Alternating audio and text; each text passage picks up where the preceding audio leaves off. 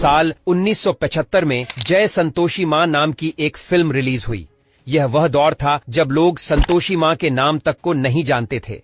Trade expert का कहना था कि कौन बेवकूफ इस देवी की फिल्म देखने आएगा जिसके बारे में किसी ने आज तक सुना ही नहीं है। इसके बाद संतोषी मां ने जो चमत्कार किया उसने पूरी बॉलीवुड इंडस्ट्री को हिलाकर रख दिया। जिस फिल्म को देखने पहले हफ्ते सिर्फ 100 लोग आए, उस फिल्म ने अगले ही हफ्ते न जाने कैसे शोले जैसी फिल्म के शोज को बंद करवा दिया। जय संतोषी मां के सारे शोज हाउसफुल होने लगे। ऐसा कैसे हुआ, इसका जवाब किसी भी सिनेमा के जानकार के पास नहीं था। तब लोगों ने यह कहा कि देवी मां की ही इच्छा है कि सभी उनके बारे में जाने। हाल यह हुआ कि थिएटर वालों ने फिल्म के शोज बढ़ा दिए। हालात यह बन बैठे कि लोग अपने परिवार के साथ गांव से शहर आने लगे, सिर्फ और सिर्फ फिल्म देखने के लिए। एक इंटरव्यू के दौरान फिल्म की लीड हीरोइन अनीता गुहा ने बताया था कि मुंबई के बांद्रा में भगवान की फिल्में कोई नहीं देखता था, मगर फिर भी जय संतोषी मां उस थिएटर में 50 हफ्तों तक लगातार चली थी। यह माना जाता है कि इस फिल्म को सुपरहिट कराने में महिलाओं का एक बहुत बड़ा हाथ था। बताया जाता है कि जैसे ही सिनेमा घरों के किवाड़ बंद होते, स्क्रीन मंदिर में बदल जाती थी। इस फिल्म का गाना मैं तो आरती उतारूं ने इतना ज्यादा प्रचलित हुआ कि आगे चलकर मंदिरों में इसे संतोषी मां की आरती के रूप में इस्तेमाल किया जाने लगा। लोगों में इस फिल्म का क्रेज इतना ज्यादा था कि वह चप्पल बाहर उतार कर ही सिनेमा घरों में जाया करते थे। इस फिल्म को बनाने वाले विजय शर्मा ने बताया कि उनके पास सब कुछ था,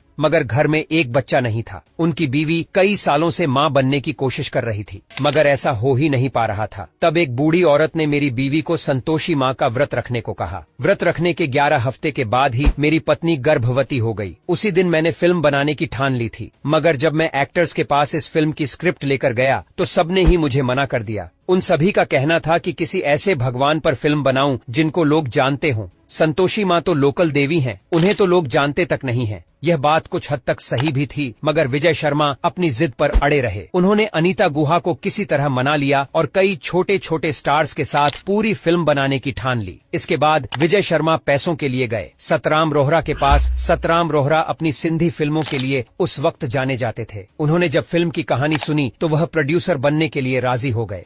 जब फिल्म की शूटिंग शुरू हुई तो पहले ही दिन चमत्कार हुआ। फिल्म में संतोषी मां का किरदार निभाने वाली अनीता गुहा सेट पर देर से पहुंची। उनका नाश्ता उन्होंने मिस कर दिया। उसके बाद जब शूटिंग शुरू हुई तो इतना टाइम लगा कि उनका लंच और डिनर भी मिस हो गया। पूरा दिन उन्होंने सिर्फ पानी पीकर गुजार दिया, जिसके बाद उनको लगा कि शायद संतोषी मां का ही कोई इशारा है। फिल्म में अनीता गुहा के शूट को ज्यादा नहीं थे, 10-11 शूट उन्हें देने थे, तो अनीता ने ठान लिया कि अब वह जब भी शूट के लिए आएंगी तो व्रत रख कर ही आएंगी। जिस दिन वह संतोषी मां का किरदार निभाती, वह उस दिन अन्न का एक दाना तक धारण नहीं करती थीं। आखिरकार फिल्म में उनकी और दूसरों की मेहनत रंग लाई। लोगों ने उनका बाहर निकलना मुश्किल कर दिया। जिस भी रास्ते से वह जाती, उनकी पूजा आरती उतारने लगते थे लोग। कुछ लोग तो अपने बच्चे उनकी गोद में डाल दिया करते थे। जय संतोषी मां फिल्म की शुरुआत में लिखा आता था कि यह फिल्म सिर्फ संतोषी मां के आशीर्वाद से ही बन पाई है। उस समय लोगों का कुछ ऐसा ही मानना भी था, मगर फिर एक अनजान बूढ़ी औरत सामने आती है और कहती है कि नहीं नहीं, यह फिल्म शापित है। कुछ वक्त के बाद यह बात सच भी साबित हुई। इस फिल्म से जुड़े हर व्यक्ति के साथ कुछ न कुछ बुरा जरूर हुआ। फिल्म की एक्ट्रेस अनीता गुहा का करियर बर्बाद हो गया।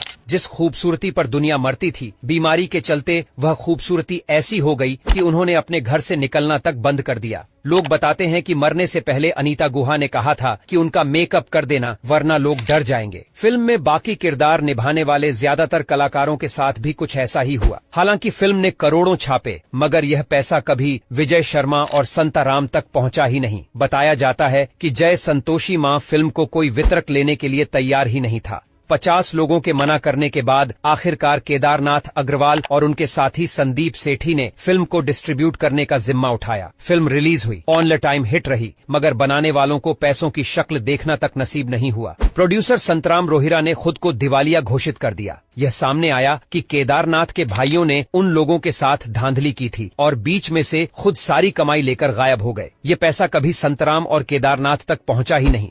इस घटना के कुछ दिनों बाद ही केदारनाथ को लकवा मार गया। आसान शब्दों में कहा जाए तो फिल्म जय संतोषी मां खूब हिट रही, मगर भगवान के नाम पर पैसा कमाने की कोशिश करने वाला हर इंसान बर्बाद हो गया।